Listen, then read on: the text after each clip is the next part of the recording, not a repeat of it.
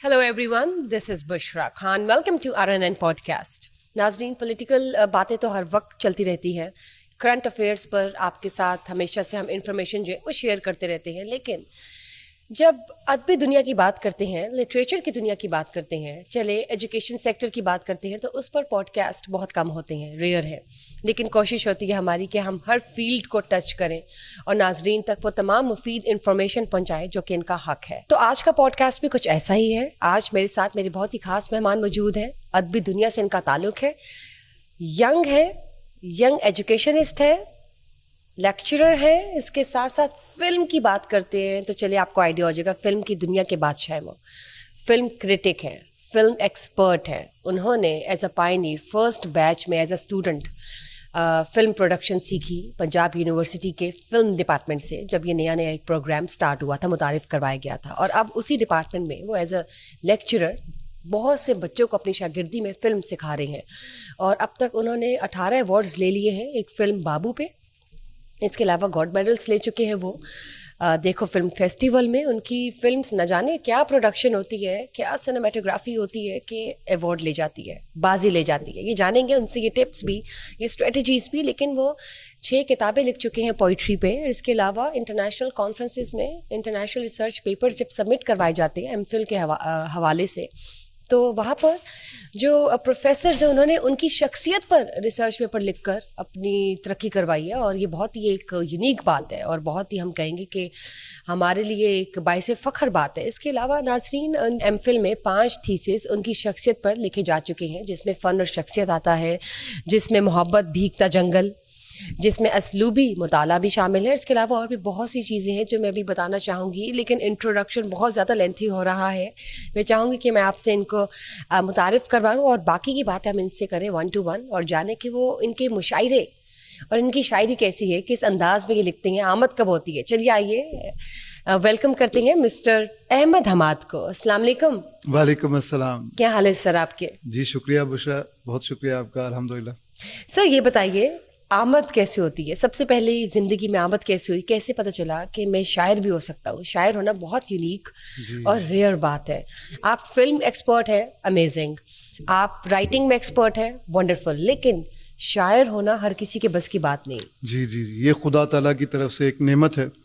और आपने पूछा कि आमद कब होती है और कैसे होती है, तो मैंने चूँकि एक्सपीरियंस किया है तो मैं आपको मुख्तसर तरीन अल्फाज में ये बताता हूँ कि एक तकलीफ़ दे अमल है. तख्लीकी अमल जो है ये तकलीफ़ देने वाला है.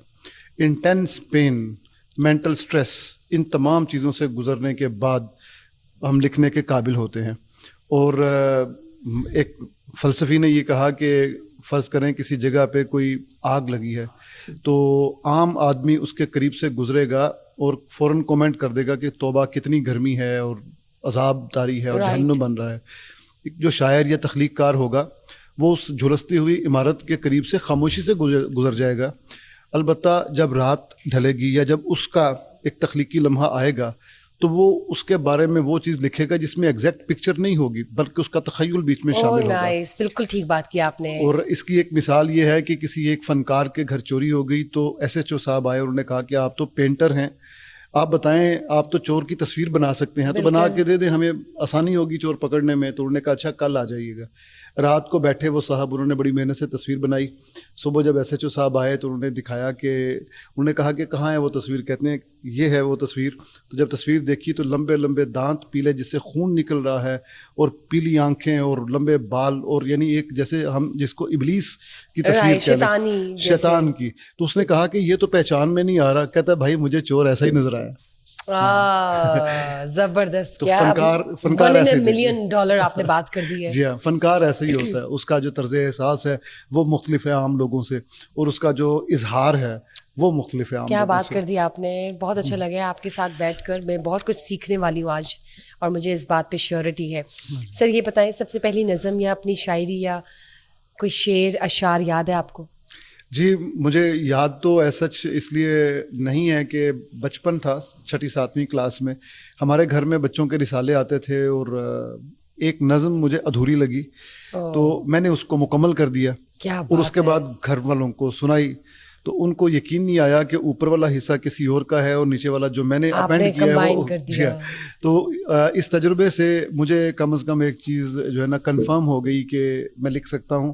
بس تب سے بشرا یہ چل سو چل یہ جاری ہے سلسلہ. اور آج ہم دیکھ سکتے ہیں کہ آپ نے 18 ایوارڈز لیے ہیں اپنی شارٹ فلم بابو کے لیے. جی ہاں بالکل. اس کے علاوہ آپ کو 2 گولڈ میڈلز مل چکے ہیں پنجاب یونیورسٹی دیکھو فلم فیسٹیول میں. جی ہاں بالکل. فلم پروڈکشن کی طرف بھی میں آنا چاہوں گی, لیکن سر یہ بتائیں 6 پوئٹری کی کتابیں آپ لکھ چکے ہیں اور you seem to be a very young lecturer. 6 کتابیں بہت بڑی بات ہے. ایک کتاب لکھتے ہوئے آپ کو ٹائم لگتا ہے, پھر آپ نے اس کو چیک کرنا ہے, ریوائز کرنا ہے, ایڈیٹنگ ہوتی ہے, پبلش ہوتی ہے, بہت سی چیزیں اس کو آپ نے کمپائل کرنا ہے. یہ جرنی آپ کی کیسی رہی 6 کتابوں کی؟ جب میں نے پہلی کتاب میری آئی تو I was literally very young. لوگوں کو یقین نہیں آتا تھا تصویر دیکھ کے. I was in my early 20s. Oh wow, amazing, amazing. تو اور ان دنوں لوگوں کو یقین نہیں آتا تھا. پھر مجھے ایک دوست ملا, اس نے کہا کہ میرے پبلشر ہیں جاننے والے, ان سے ملتے ہیں. تو میں نے کہا پہلے میری یہ شاعری لے جائیں ان کے پاس. اور وہ پاکستان کے سب سے بڑے پبلشر تھے اس وقت. پروین شاکر کو وہ شائع کرتے تھے, ناصر کاظمی کو وہ شائع کرتے تھے, اور امجد اسلام امجد کو. جی ہاں. تو میں نے مطلب وہ ایک ایکسیڈنٹلی ہی ایسا ہوا کہ وہ جو میرا دوست تھا ان کے ساتھ کام کرتا تھا وہ میری شاعری لے کے گیا. میں ان کو نہیں جانتا تھا, وہ مجھے نہیں جانتے تھے. بیچ میں میڈیم تھا میرا دوست.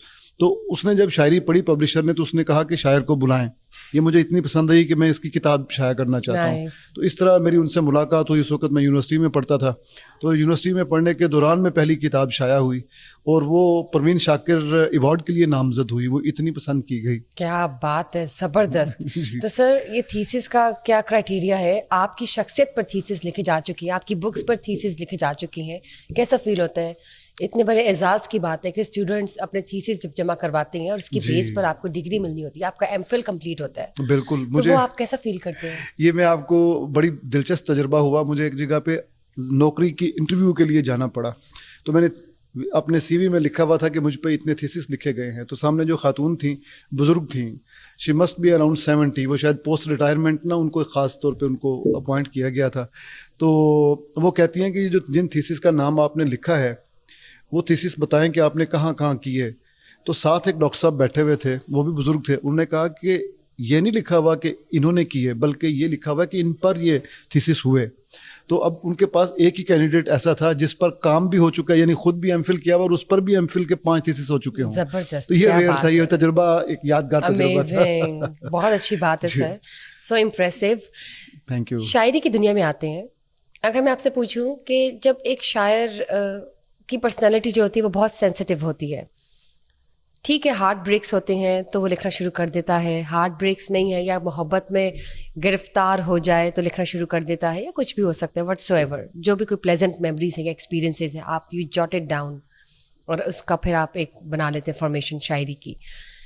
محبت کو کس طرح سے آپ شاعری میں یا اپنے الفاظوں میں پروتے ہیں؟ ہم تو بشرا محبت کے سفیر ہیں. شاعر کچھ بھی کر سکتا ہے, نفرت نہیں کر سکتا.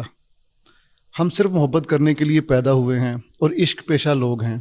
اور مجھے ایک دفعہ فرا نے پوچھا, اے ٹی وی پہ پروگرام تھا, تو انہوں نے کہا کہ کیا محبت بس ایک بار ہوتی ہے؟ میں نے کہا نہیں, ہم شاعروں کے لیے محبت is not a disease, it's a syndrome, it's a chain of diseases, ایک کے بعد ایک کے بعد ایک ہوتی رہتی ہے. اور ہم اس کے بغیر جی نہیں سکتے. سچی بات تو یہ ہے کہ ہم اس کے بغیر جی نہیں سکتے. ہمیں کوئی ایسا مطلب آپ اس کو یوں سمجھ لیں, ایک مثال, ستار پڑی ہوئی ہے نا سامنے تو خود بخود نہیں بجے گی. اس کو کوئی آ کے اس کے تاروں کو چھیڑے گا تو اس میں سے سر نکلیں گے. ہمارا دل بھی اسی طرح, یہ شاعروں کا سینے میں پڑا ویلا دھڑکتا رہتا ہے پمپ کی طرح. جب کوئی چہرہ یا کوئی شخصیت ملتی ہے جو اس کے تاروں کو ہلاتی ہے, کمپیٹیبل, بالکل, تو پھر وہ بلوم کر جاتا ہے. ایگزیکٹلی. تو تب ہم لکھتے ہیں اور پھر وہ لکھتے ہیں اور بے تحاشا لکھتے ہیں اور بہت لکھتے ہیں, اور اسی ایک تجربے سے بعض اوقات پوری ایک کتاب نکل آتی ہے. تو آپ کو کبھی ایسا کوئی انسیڈنٹ ہوا, انسیڈنٹ نہیں مطلب آپ کو کسی سے پیار ہوا یا کوئی کرش ہو, نہ ملا ہو, مکمل نہ ہوا ہو, and then you started writing that شاعری, کوئی ایسی شاعری اس بیس پہ ہو کہ آپ کو ملا نہیں, آپ کا محبوب نہیں ملا آپ کو؟ میں آپ کی شرارت سمجھ سکتا ہوں, آپ کس طرف لے کے جانا چاہ رہی ہیں. شاعری والے ٹرمز میں تو یہی ہوتا ہے نا, آپ کا محبوب اگر آپ کو نہیں ملا تو آپ نے کیا لکھا, پھر کیا لکھ ڈالا؟ کوئی اشعار اگر آپ شیئر کریں. جی, हवा से शहर पे जब रात छाने लगती है, तेरी जुदाई मेरी जान को आने लगती है। वाह वाह वाह, नाइस। कभी कभी मैं बहुत खिलखिला के हंसता हूँ, कभी कभी मेरी वहशत ठिकाने लगती है। और ये शेर देखिएगा, जो कह कहे ना लगाऊं तो मेरे सीने से, जो कह कहे ना लगाऊं तो मेरे सीने से किसी के रोने की आवाज़ आने लगती है। और ये जो आपने सवाल किया उसका जवाब ये है, वो जिसको मैं नहीं अच्छा लगा था कॉलेज में, वो जिसको मैं नहीं अच्छा लगा था कॉलेज में, अकेली हो तो मेरे गीत गाने लगती है।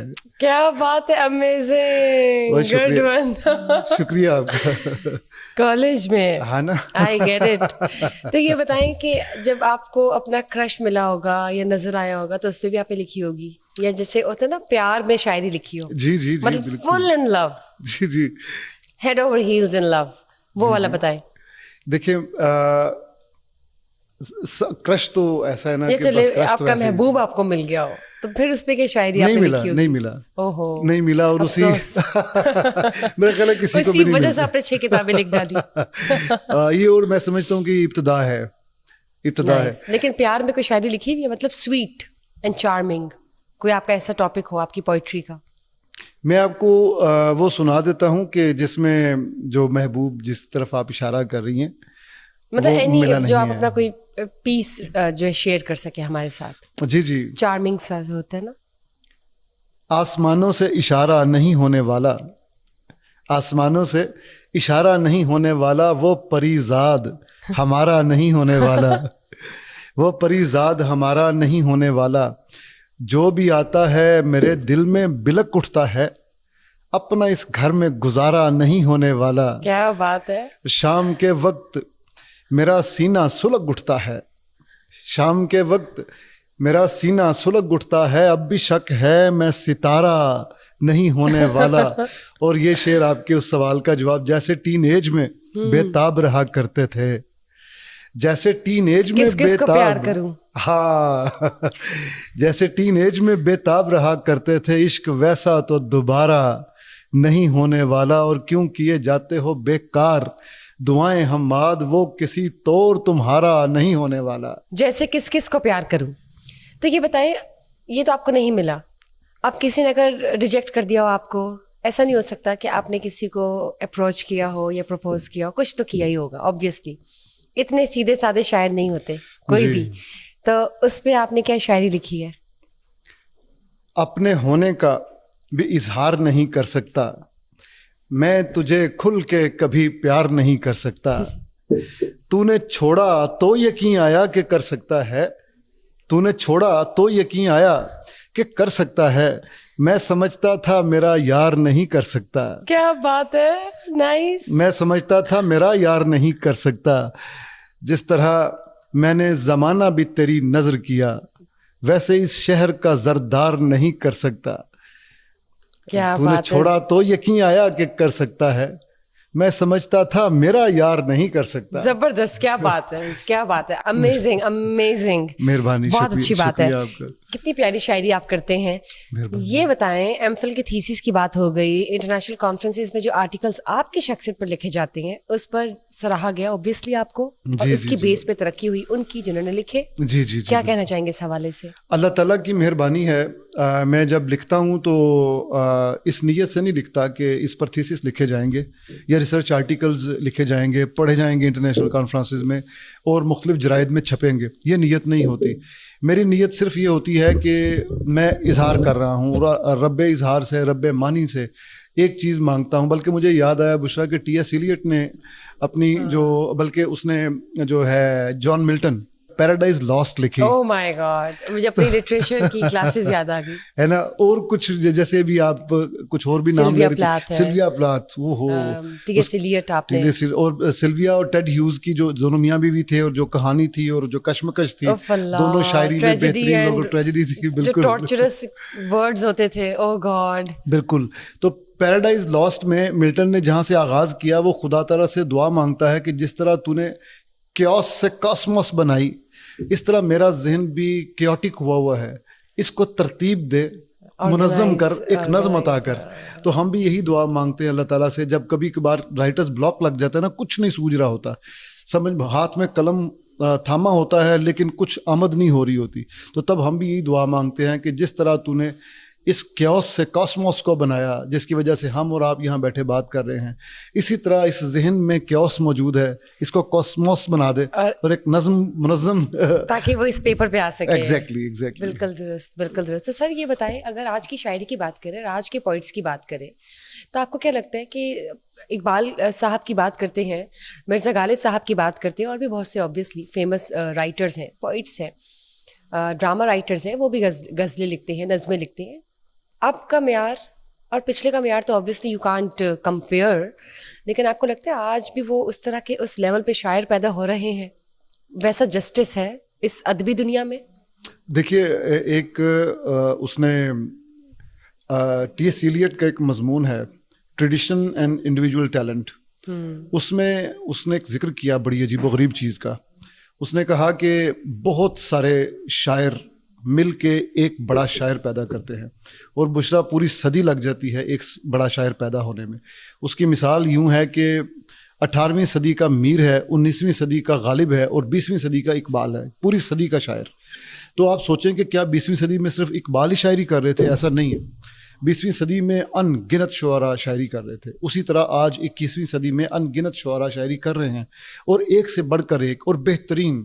تو ایلیٹ نے یہی کہا کہ یہ ایک بڑے شاعر کی خوبی ہے کہ ان تمام جو چھوٹے شاعر ہیں, چھوٹے تو نہیں کہنا چاہیے, جو اس طرح سے بڑے جونیئر, ان کو موٹیویشن کی ضرورت ہوتی ہے, ہاں, یا وہ گم نام رہ گئے somehow, تو ان تمام کی خصوصیات کو سمیٹتا ہے, مجسم کرتا ہے, اپنی شاعری میں لے کے آتا ہے اور بڑا ہو جاتا ہے.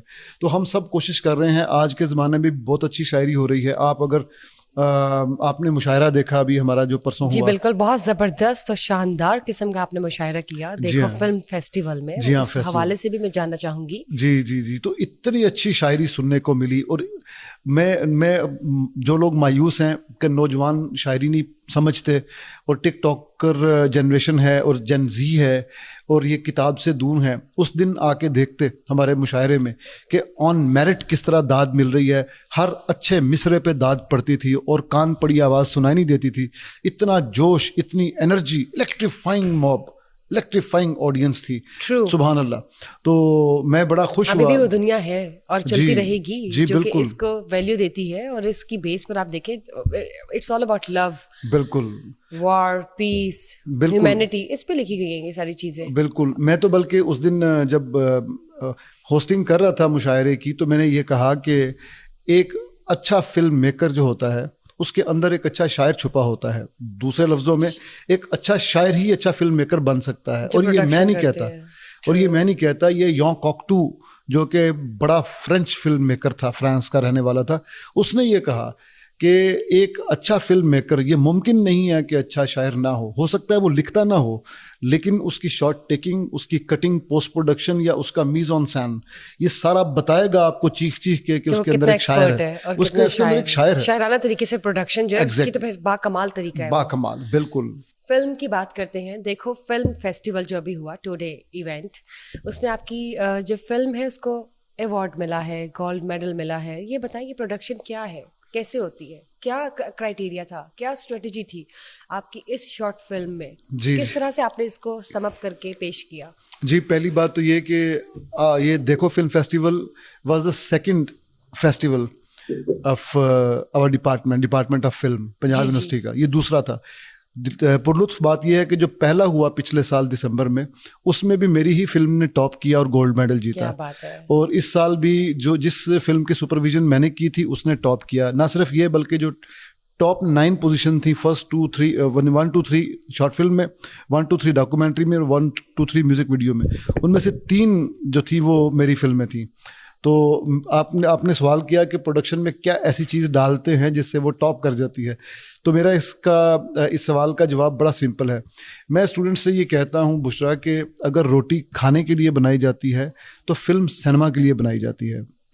It's not meant to be released for the mobile screen, for the laptop screen, for the TV screen. It should not be consumed by the small screen. It should be consumed instead by the larger screen, silver screen. तो हर चीज़ silver screen को मद्देनज़र रख के करें. उसका sound design करें, बड़ी screen मद्देनज़र रखें. जब उसका मीज़न सैन बनाएं, बड़ी स्क्रीन, उसका जो यानी कि जो होती कंपोजिशन ऑफ द फ्रेम, सिर्फ और सिर्फ बड़ी स्क्रीन आपके जहन में होनी चाहिए. जब आप लिखें, बड़ी स्क्रीन एज्यूम करें. उसके ट्विस्ट्स, उसका स्क्रीन प्ले छोटी स्क्रीन के लिए लिखे ही नहीं. ये वो नुक्ता है जी जिसकी बुनियाद पे मेरी फिल्में जीतती हैं. ये मैंने आपको ट्रेड सीक्रेट बता दिया अपना कि मैं जबरदस्त सिनेमैटिक फिल्म के अलावा किसी फिल्म को ना एक्सेप्ट करता हूँ, ना पसंद करता हूँ, उल्टा डिस्करेज करता हूँ. मैं छोटी स्क्रीन का आदमी नहीं हूँ. और यही होना चाहिए जी हाँ, जो हम कहते हैं स्ट्रेटजी है. यही स्ट्रेटजी. मैं छोटी स्क्रीन का आदमी नहीं हूँ. मैं ड्रामे को फौरन पहचान लेता हूँ. मुझे ड्रामा नहीं चाहिए. मैं फिल्म प्रोड्यूस करने वाला आदमी हूँ. Suspense genre, action, thriller, horror, comedy, tragedy, कुछ भी आप कर लें. मुझे आप 1 मिनट दें, मैं बता दूंगा कि सिनेमैटिक है कि नहीं है. इसलिए मैं अपने स्टूडेंट्स को बसों में भर भर के बुशरा 2-2, 3-3 बसें डिपार्टमेंट से लेके जाता हूँ, only in order to give them an exposure of cinema. Cinema में लेके जाता हूँ कि यहाँ बैठो और देखो कि इसका साउंड डिज़ाइन कैसे किया गया है. क्या ये हिप्नोटिक एक्सपीरियंस आपको सराउंड साउंड देने के बाद गूज बम्प्स पैदा कर रहा है? अगर नहीं कर रहा तो ये फिल्म नहीं है. हाँ जी, फ्यूटाइल प्रोडक्शन. बिल्कुल. और अगर ये कर रहा है तो आपको भी you are supposed to do the same. Yes. तो ये बताएं आप, आज की फिल्म इंडस्ट्री पाकिस्तान की जो इस वक्त मौजूदा सूरत हाल का शिकार है, क्या कहना चाहेंगे? जो अभी रिसेंटली कुछ मूवीज़ बन रही हैं, इवन कि ईद पे भी लॉन्च होंगी. फॉर एग्जाम्पल अगर बात कर लेते हैं लव गुरु की, तो काफ़ी उस पर क्रिटिक्स आ रहा था कि वो उसकी प्रोडक्शन वीक थी, जो स्टोरी राइटिंग थी वो wasn't really up to the mark. Keeping aside all the characters, वो उनकी अपनी एफर्ट है, उनको तो काम के लिए आप यू आस्क देम टू, तो ऑब्वियसली वो सब चीज़ें बाद में है. डायरेक्शन, प्रोडक्शन, एडिटिंग, इन सब टेक्निकल चीज़ों की अगर हम बात करते हैं, व्हाट वुड यू से?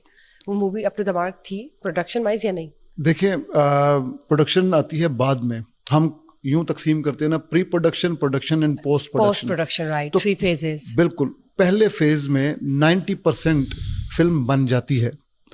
उसी में फैसला होता है इसका कि इसमें कट्स कहाँ कहाँ पे लगाने हैं. बल्कि हमें तो उस्ताद मोहतरम ने बताया कि अल्फ्रेड हिचकॉक इतना माहिर आदमी था कि टेलीफोन, उस ज़माने के टेलीफोन तारों वाले, उस पे अपने एडिटर को बता रहा होता था कि इस जगह पे कट लगाओ, इस जगह पे कट ना लगाओ. याद रहता था उनको. जी हाँ. यानी उसके फिल्म का कैमरा उठाने से पहले उसके जहन में पूरी फिल्म बनी होती थी, तब वो इस काबिल बनता था कि वो फ़ोन पे एडिट करवा सके. क्या बात है. अब बात यह है कि बुनियादी बात है, आपने जो एक मैं मिसाल दूंगा, फिर आगे बढ़ते हैं.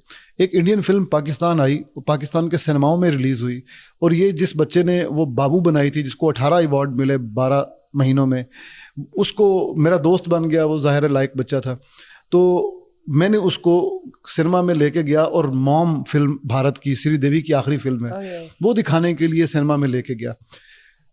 आम कहानी बुशरा, आम कहानी है. एक बच्चे के साथ ज्यादती होती है, उसकी माँ इंतकाम लेती है. That's the one liner of the film. अच्छा, लेकिन ये मेरा जो दोस्त साथ बैठा हुआ था, यूं जो है ना चिप्स, उसका पैकेट खोला हुआ था, उससे ऐसे चिप्स उठाए, यहाँ रुक गया, and he was glued to the screen. यहाँ से ये सफर मुकम्मल नहीं हो रहा. ऐसा मैजिक जी. ऐसा, मैं इस पॉइंट ये मैंने क्यों मेंशन किया, इसलिए कि कहानी तो पुरानी है, but the way you treat for cinema, screen play, that made the difference, and huge difference. अब लव गुरु हो या जो भी पाकिस्तान में फिल्में पिटी हैं, वो कहानी तो क्या है, वो मैनू भी लाचल होते जिथे तेरे हल वग दे. कहानी तो वही है. टाइटैनिक के बारे में क्या कहा जाता है? Romeo Juliet on the ship. Romeo Juliet चला आ रहा है, वो शेक्सपियर ने लिख दिया, उसके बाद उसको ऑन द शिप लेके आए जेम्स कैमरन साहब. क्या वो मोहब्बत की कहानी नहीं है टाइटैनिक? रोज डॉसन और केट विंसले की, वो जो केट विंसले ही रोज डॉसन थी और वो दूसरा मिस्टर डॉसन था. तो लेकिन अब देखें कि it's the screen play that actually makes the difference. तो हमारे यहाँ स्क्रीन प्ले नहीं है. मैं एक आखिरी आपको मिसाल देता हूँ पाकिस्तान ही की, जो कामयाब तरीन इस वक्त तक मल्टीप्लेक्स में वो लगी हुई है, और वो है Maula Jatt, the legend of Maula Jatt. ये लिखी नासिर अदीब ने.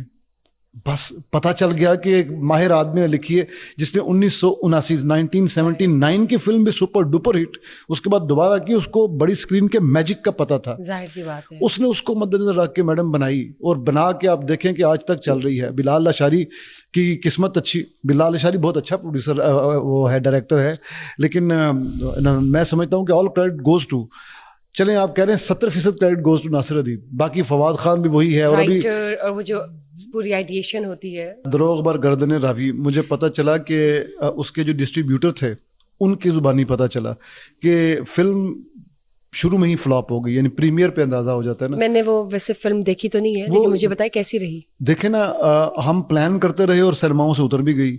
کیا ہوا ایسا؟ فلاپ ہو گئی، بری طرح فلاپ ہو گئی. کیا تھا اس کے اندر؟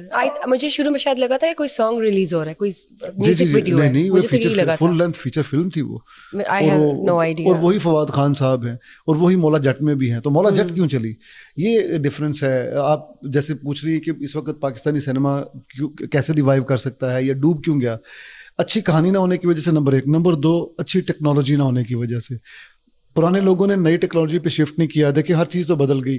پرانے پروجیکٹر اینالوگس تھے، نئے پروجیکٹر سارے ظاہر اب تو ٹیکنالوجی اتنی اچھی آ گئی ہے کہ آپ کے پاس یو شوڈ نو وہ آرٹ ہونی چاہیے. بالکل، وہ اب آپ کے ہاتھ میں ہے کہ آپ کس طرح سے اس کو. اس کی مثال ایک سید نور صاحب بڑی اچھی دیتے ہیں. وہ کہتے ہیں کہ دیکھیں نظم آپ کے ذہن میں ہے، آپ کے لیے آپ کو کاغذ پینسل تو چاہیے نا، امیجنیشن لکھ ڈالیں. بالکل نہیں، وہ انہوں نے مثال ایک اور تناظر میں، وہ آپ کو پسند آئے گی، وہ بہت اچھی مثال ہے. وہ کہتے ہیں کہ نظم آپ کے ذہن میں ہے، کسی کام کی نہیں ہے، آپ کو ایک کاغذ اور پینسل چاہیے اس نظم کو یہاں اتارنے میں. یہ کاغذ اور پینسل دراصل ٹیکنالوجی ہے.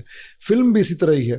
فلم آپ کے ذہن میں ہے، اب جدید ٹیکنالوجی جو بھی آئے گی اس کو اڈاپٹ کریں. یس، میڈیم کے ذریعے آپ نے اس کو اسکرینز پر لے کر جانا ہے. بالکل. تو اگر وہ جدید ہو گیا، وہ ڈیجیٹائز ہو گیا، تو آپ اس کو اس پہ ریلائی کریں نا. پرانے پہ کیوں ہو رہے ہیں کہ وہ بالکل ٹھیک بات کیا نہیں رہے اور وہ سب کچھ نہیں رہا.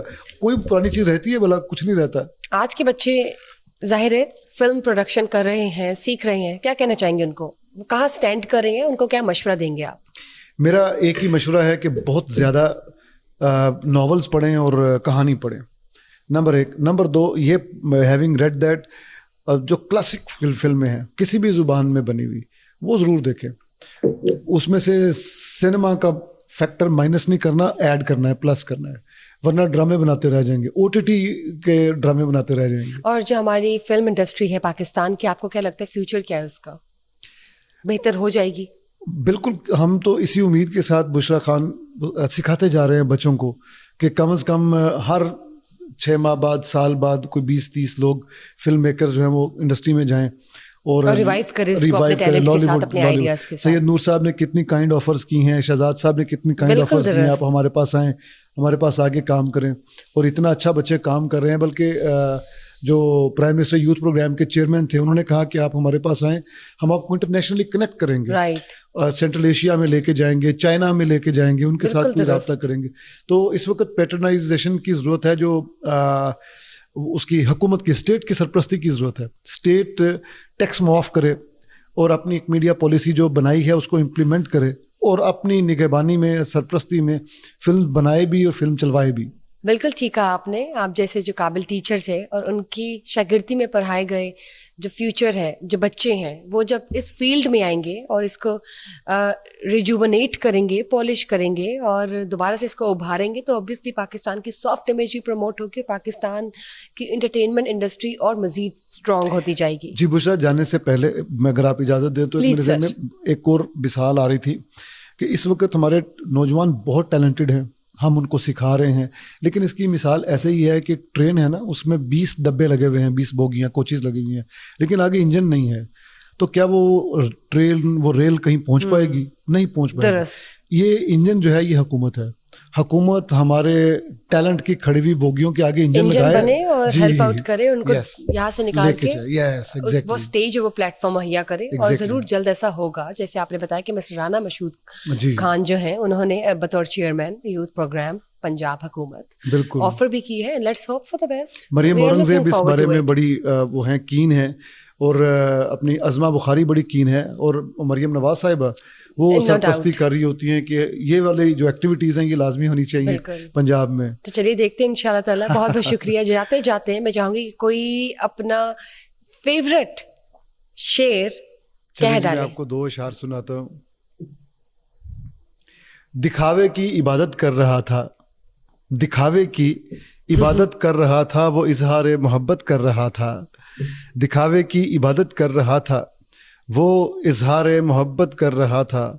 دعا گو تھے فرشتے اس کے حق میں، دعا گو تھے فرشتے اس کے حق میں، وہ جس دم ماں کی خدمت کر رہا تھا. کیا بات ہے. نائس. بہت مہربانی. زبردست. بہت بہت شکریہ. بہت تھینک یو فار شکریہ. Being part of today's show. Thank you. Thank you for hosting me well. You're Wish I will most keep welcome. smiling. You're most welcome. Thank you, Amin. And yes, guys, it's a wrap. Please stay tuned for another session. Till then, bye-bye.